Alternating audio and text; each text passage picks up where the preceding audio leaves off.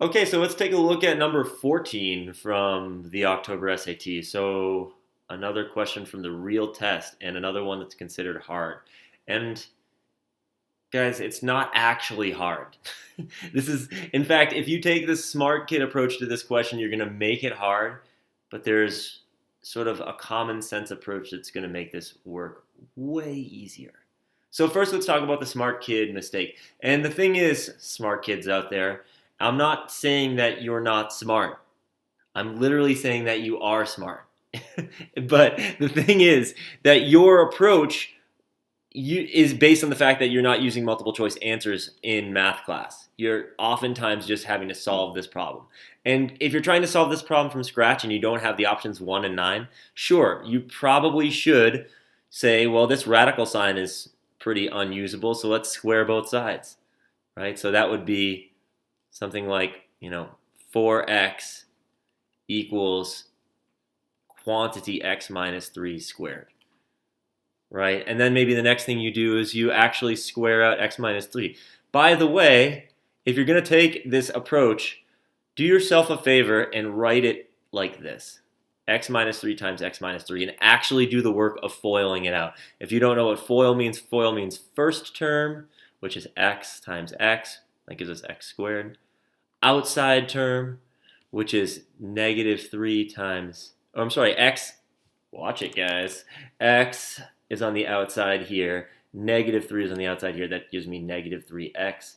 The inside term, which will give me the same thing, the inside here is negative 3, the inside here is x. So we get another negative 3. And then we get the last term, of course, which is negative 3 times negative 3, or positive 9. Right? So what we have here is 4x equals this big mess over here. And we'll combine some terms for a second. X squared minus 6x plus 9. And you might be saying, well, why would I do that? That sounds stupid. I already know that it's x squared minus 6x plus 9. The reason you should do that is because you want the points for sure. You don't want the points for this question, 9 times out of 10. You're trying to get into school. You're not trying to just get an okay grade on this test. That could be the difference between 10 points, and it could be the difference between you getting into your school or not, even though that's silly and it shouldn't really be the difference. So now what I'm doing is I'm subtracting 4x from both sides, right? And I get this very nice quadratic, which, if we're good at factoring, and if we're not good at factoring, that's okay. Let's talk about factoring for a second. When things seem difficult, it's usually because you're trying to do too many steps at once. And you got to be nice to yourself. It's not that you're not smart if factoring looks hard. It's that it's multi-steps, and if you're trying to do multiple steps at once, you can run into trouble. So what I've done already, as I'm blabbing on here, is I put some x's in my sort of factored sets. Right? I've got an x and an x, and that's because I know I want to multiply together to be x squared. The next step, instead of just trying to brain this full on at once, is to think about the signs. We have a positive sign here. This sign tells us one thing. It tells us whether things are the same or different. Because they're positive signs, they're the same. What I mean is that the sign that goes here and the sign that goes here have to be the same. This one tells you what that sign is. So we have two negative signs. Right? So if this was a plus here, we'd put plus signs here. If we had a negative over here next to the 9, then we know that we'd have 1 and 1. That is, if there was a negative sign here, we say the signs in our factored sets are going to be different than each other. Okay, so then the last thing you have to do is say, what are the things that multiply together to be 9? And that's kind of nice because last time I checked, 9 was, there's only a couple of factors here, right? You could have 9 times 1, or you could have 3 times 3. And so then we have to say, well, what of these sets could possibly add up or subtract to give us 10, right? And so it's 9 and 1, of course. So 9 and 1. And that means that, the beauty of factored forms is that they let us know that when x minus 9 equals 0, the whole thing equals 0. Or when x minus 1 equals 0, the whole thing is 0. So the values that would work such that these would be 0 is x equals 9 or x equals 1. So then, if we take this smart kid approach, which you probably would have done smart kids in all of like 20 seconds, you go, both of these are right, I'm going to Harvard, right? Or if you're a super smart kid, then you say, well, what I have to do now is I have to check for domain issues, right?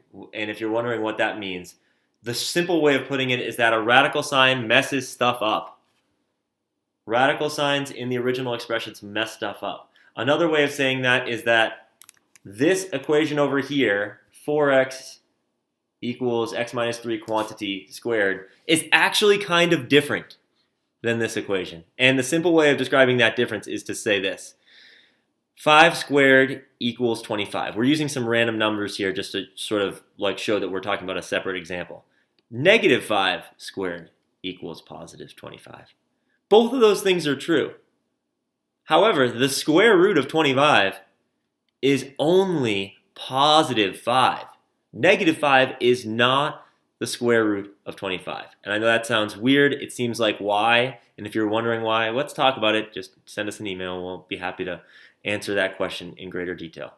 Simply put, it may be that one of these two solutions does not work in our original expression, the same way that negative 5 is not the square root of 25. So, what you have to do if you've done all this work, right, is you now have to go try out 9 or 1. In fact, 9 and 1, I should say. Right? So if we try out 9, square root of 4, now 9 is the x value. Let's see if this works. Equals our x value. Usually I put those in parentheses so I know that I've thrown a value into my expression. 4 times 9 is 36, and yes, the square root of 36 is equal to 9 minus 3, or 6. So that works. Yay! So 9 is cool. But, as you might have expected by now, 4, we'll put a 1 in for x. This isn't going to work. Let's put a 1 in for this x value. We get the square root of 4, which is, of course, 2. Does not equal 1 minus 3. Right? 2 does not equal negative 2. So, 9 works, 1 does not. 1 is out. Only Roman numeral 2 works. So is this question hard? No. But it certainly is, you might say, just easy to mess up. Or you could also say easy to waste time on. Those are not categories that the SAT lists. They just say easy, medium, or hard. But really, that's what's the deal with this question. It's not hard. It's just easy to get this one wrong or waste a bunch of time. Because remember, when you're at number 14, you have one more multiple choice, and then you have 5 grid-in questions, right? You have questions 16 through 20. 5 grid-in questions. Those can be time-consuming and sometimes less readily usable with like strategies. So those questions can be harder in a sense.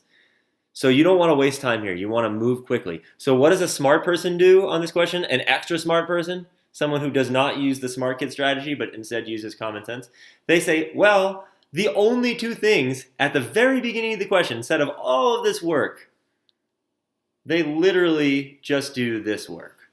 These 2 sets. Remember, this is 2 different pieces. They literally just say, let's try out 1 and 9 in the original expression. Right? To heck with making this whole fancy quadratic situation. Just put the numbers in the equation. Right? So just plug the numbers in. Another way of saying that we like to use is the phrase backsolve. Backsolve. Work backwards from the answer choices. Put them in the place of x. And that's really all there is to it. Right? I mean, I bet you could teach, if you have a younger sibling in middle school, you could easily teach a 6th grader to get this question right. And yet this question is going to be sort of the gatekeeper for some students trying to get into the Ivy Leagues. So I hope that makes sense to you folks. There's questions like this all over the practice test. So if you can find another one, send it to us. And whomever sends us another one of these questions, we'll be happy to make a video about it, explaining it. And we'll give you some cred. So you can show your friends how smart you are. If you see any other question on the SAT that's confusing you or that you wonder about strategy, let us know. We'll be happy to make a little video and show you how to do it. Thanks, and see you next time.